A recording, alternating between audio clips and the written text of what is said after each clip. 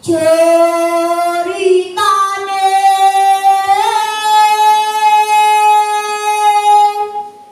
zaman semono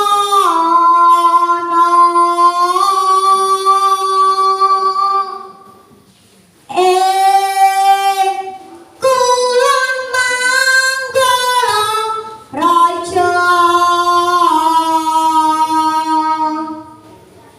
putri raja kapundhut garwa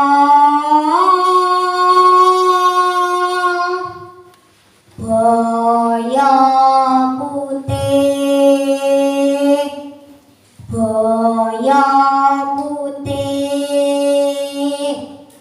jelma manungsa.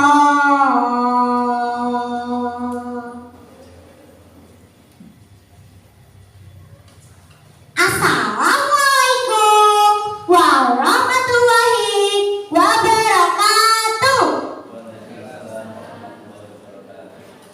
Halo teman-temanku semuanya, apa kabar hari ini? Perkenalkan, nama saya Pinkan Azahra Primadi dari SD Negeri 2 Surenlor, Kecamatan Bendungan, Kabupaten Trenggalek. Nah, teman-temanku semuanya, saat ini Pinkan akan membawakan sebuah cerita rakyat yang sangat menarik. Cerita ini berjudul Raden Ayu Saraswati dan Buaya Putih. Cerita ini saya ambil dari buku cerita rakyat dari Trenggalek, Jawa Timur yang ditulis oleh Edi Santoso dan Jarod Setiawan, diterbitkan oleh PT Grasindo Jakarta tahun 2005. Nah, teman-temanku semuanya, begini kisahnya. Dikisahkan dahulu kala di sebelah barat bumi Perdikan Sendang Kamulian ada sebuah padepokan. Padepokan itu bernama Padepokan Sinawang yang telah menganut agama Islam. Wilayah tersebut berada di bawah kekuasaan kerajaan yang Majapahit yang sedang didudukan karena putri raja satu-satunya yang bernama Raden Ayu Saraswati sedang sakit. Penyakitnya sangat aneh. Tubuh Raden Ayu Saraswati mengeluarkan bau amis yang sangat menyengat. Raja sudah berusaha mengobati putrinya. Raja sudah mendatangkan ahli pengobatan di seluruh wilayah kerajaan. Namun tak seorang pun dari mereka dapat menghilangkan bau amis di tubuh Raden Ayu Saraswati. Akhirnya raja pun meminta pendapat Paman Pati. Bagaimana ini Paman Pati? Aku akan mau jika raja-raja nanti berkunjung kemari melihat kondisi putriku. Ampun Baginda, menurut pendapat hamba, sebaiknya putri Baginda dititipkan di Padepokan Sinawang. Padepokan itu tidaklah jauh dari kerajaan ini. Mungkin di sana nanti putri Baginda dapat menemukan jalan untuk sembuh. Terima kasih Paman Pati. Besok segeralah antarkan putriku ke sana. Keesokan harinya, Pati Kerajaan Majapahit segera mengantar Raden Ayu Saraswati ke Padepokan Sinawang. Ki Ageng Sinawang yang memimpin padepokan menyambut dengan sangat hormat kedatangan Pati Kerajaan. Murid murid padepokan pun juga ikut menyambut dengan sopan santun. Akan tetapi murid-murid padepokan tak tahan dengan bau amis yang menyebar dari seluruh tubuh Raden Ayu Saraswati. Mereka pun menutup lubang hidung masing-masing. Maafkan saya, Ki Ageng. Saya adalah Patih Kerajaan Majapahit dan ini Putri Baginda. Namanya Raden Ayu Saraswati. Saat ini Tuan Putri sedang sakit. Baginda hendak menitipkan Tuan Putri di sini agar Ki Ageng membantu mengobatinya. Oh, jadi begitu. Kalau begitu, saya akan menerima kejutan Putri di sini dan tinggal bersama murid saya yang lain. Terima kasih, Ki Ageng. Kalau begitu, saya mohon pamit. Setelah Patih Kerajaan Majapahit pamit, Ki Ageng Sinawang pun segera memperkenalkan Raden Ayu Saraswati kepada murid-murid yang lain. Namun saat diperkenalkan, murid-murid padepokan tak tahan dengan bau amis yang menyebar dari seluruh tubuh Raden Ayu Saraswati. Mereka pun saling berbisik. Hehe, ambune kok amis men yo, jerene putrine raja. Tapi kok ambune amis? Iya, piye lah dijuluki Rara Amis wae. Akan tetapi Raden Ayu Saraswati tak peduli dengan julukan Rara Amis yang diberikan padanya. Ia malah semakin giat dan semangat mengikuti ajaran dan petunjuk Ki Ageng Sinawang. Oleh Ki Ageng Sinawang, Raden Ayu Saraswati disuruh berendam di Sungai Bagong setiap pagi. Hari demi hari berganti menjadi minggu. Namun penyakit Raden Ayu Saraswati masih juga belum sembuh. Bahkan baunya bertambah menyengat. Hampir saja Raden Ayu Saraswati putus asa. Untunglah Ki Ageng Sinawang pandai memberi semangat. Pagi itu adalah hari yang ke-40 Raden Ayu Saraswati berendam di Sungai Bagong.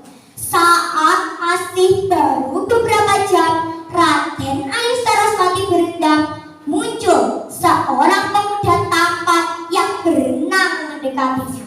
Oh, maafkan aku, Nona. Aku tidak tahu kalau ada seorang wanita yang sedang berendam di sini. Tapi kok di sini baunya amis sekali ya? Maafkan aku, Tuan. Akulah penyebab bau amis di sini. Entah mengapa tubuhku mengeluarkan bau amis.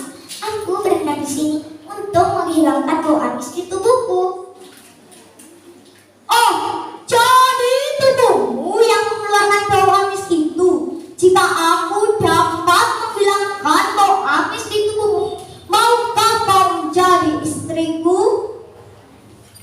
Aku sudah berputus asa dengan penyakitku ini. Jika memang Tuhan dapat menghilangkan bau amis di tubuhku, aku bersedia menjadi istri. Baiklah, kalau begitu aku akan segera mengobati. Pemuda tampan itu mulai mengobati tubuh Raden Ayu Saraswati. Pemuda tampan itu berdiri tegak, kedua tangan dimasukkan ke dalam air sungai. Seketika air sungai menjadi bergolak seperti mendidih.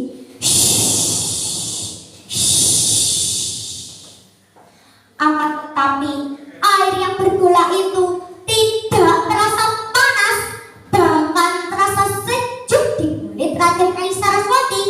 Pemuda tampan itu menarik kedua tangannya dari dalam air sungai.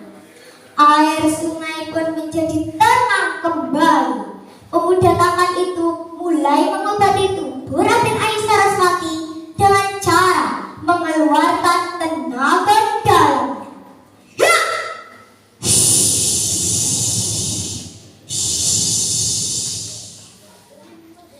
Beberapa lama kemudian selesailah pengobatan itu.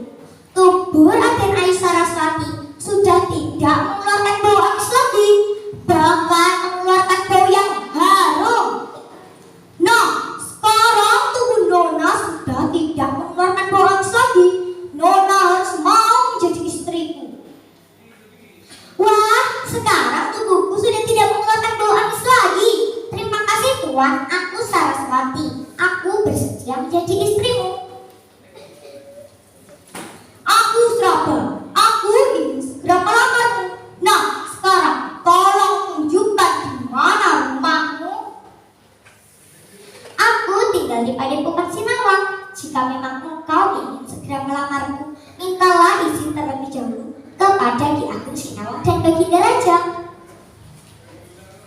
Baiklah, kalau begitu aku akan segera minta izin kepada Ki Ageng Sinawang dan Baginda Raja. Raden Ayu Saraswati mengajak Srabe untuk menghadap Ki Ageng Sinawang. Srabe pun langsung mengutarakan keinginannya untuk menikahi Raden Ayu Saraswati. Ki Ageng Sinawang merestui keduanya menikah. Ki Ageng Sinawang mengutus salah satu muridnya untuk mengabarkan berita pernikahan Raden Ayu Saraswati ke kerajaan Majapahit dan disetujui oleh sang raja. Pernikahan Raden Ayu Saraswati dan Srabe dilaksanakan secara sederhana dan sang raja pun datang untuk merestui putrinya menikah. Setelah itu raja berpesan kepada putrinya agar selalu berhati-hati dan menuruti perkataan suaminya. Beberapa bulan kemudian Raden Ayu Saraswati pun hamil. Saat Raden Ayu Saraswati hamil, Srabe ingin mengurung diri di sebuah kamar. Kepada istrinya, Srabe berkata, "Aku hendak bertapa selama beberapa hari untuk meminta kepada Tuhan agar kelak bayi kita lahir dapat berguna bagi orang banyak. Pesan, jika kandunganmu belum lahir, janganlah Dinda masuk ke kamar tempat pertapaanku. Janganlah Dinda mengambil jemuran sebelum senja tiba, dan janganlah Dinda masuk ke kamar tempat pertapaanku sebelum aku sendiri yang keluar." "Baiklah Kanda, aku akan selalu ingat pesan Kanda. Bahkan Kanda boleh bertapa sebaik mungkin." Mula-mula Raden Ayu Saraswati memegang teguh pesan suaminya. Namun saat mendekati hari kelahiran bayinya, Raden Ayu Saraswati mulai melanggar pesan suaminya. Raden Ayu Saraswati mengambil jemuran sebelum senja tiba. Semenjak melanggar pesan suaminya itu, perasaan Raden Ayu Saraswati mulai tak menentu. Ia sangat ingin bertemu dengan suaminya. Dengan nekat, Raden Ayu Saraswati masuk ke kamar tempat pertapaan suaminya. Raden Ayu Saraswati sangat kaget ketika melihat seekor buaya putih berada di kamar tempat pertapaan suaminya. "Wah, buaya, buaya! Kenapa ada buaya di sini? Pergi, pergi! Aku takut!" "Jangan takut, Dinda Saraswati. Sebenarnya aku ini adalah Srabe suamimu. Karena kau telah melanggar pesan-pesanku, maka aku kembali ke wujud asliku. Sebenarnya aku ini buaya putih penguasa Sungai Bangkok. Dan hari ini juga aku akan kembali ke Sungai Bangkok. Pesanku, kelak jika bayi kita lahir laki-laki, berilah nama yang Menak Sopa. Sudah Dinda Saraswati, aku pergi." Tiba-tiba buaya putih itu menghilang seketika. Dan beberapa bulan kemudian, benar saja Raden Ayu Saraswati melahirkan seorang bayi laki-laki. Sesuai dengan pesan buaya putih jemaat suaminya, bayi laki-laki itu diberi nama Menak Sopa. Nah, teman-temanku semuanya, begitulah cerita